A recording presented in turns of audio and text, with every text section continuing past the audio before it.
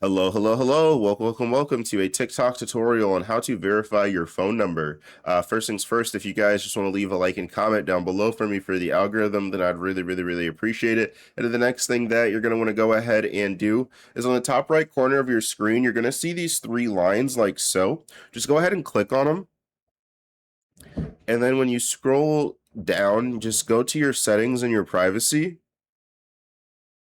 And then you'll see a couple of different things here. Just at the top, you want to go over into your account. And then from here, you can go into verification. Hopefully this doesn't show any of my stuff here.